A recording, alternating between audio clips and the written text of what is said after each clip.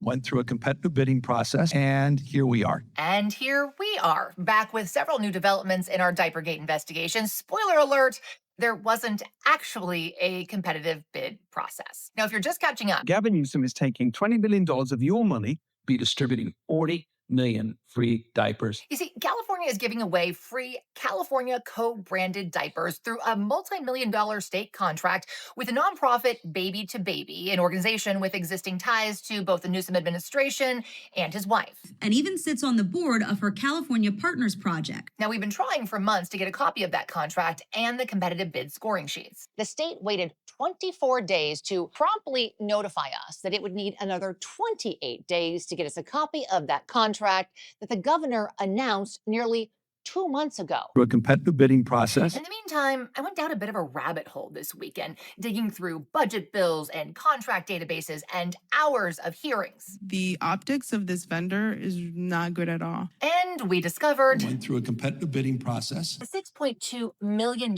contract is actually non-competitively bid. And Baby to Baby has at least 2 previous no-bid contracts. That's how the relationship with Baby to Baby started. But then the conversation Why does it matter? continued. What more could we be doing? This is how the budget subcommittee chair described it in a hearing shortly after Newsom made the Baby to Baby announcement. A process that does not have oversight and full transparency. You see, California state contracts have competitive bidding rules. The state must publicly advertise and award the contract to the highest score or the lowest bid.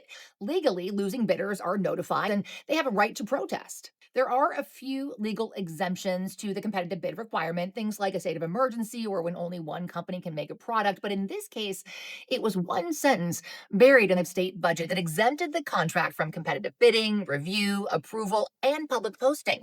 It allows you to essentially engage in negotiated contracting outside of state rules. That's how the administration described it to state senators. The state simply posted a preliminary request for information, or RFI. 15 organizations responded, and the state picked Baby to Baby. We had nonprofits, we had diaper manufacturers. That's the agency director. And so we believe it was a robust, meaningful process. We do know several applicants, including one of the nation's largest diaper bank networks, never got an interview. None of you in front of me got to choose who this vendor is. I recognize that.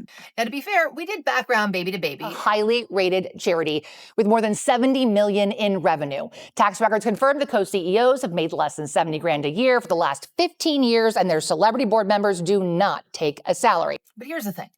This is one of more than a dozen similar competitive bid exemptions in this year's state budget, totaling over $1 billion.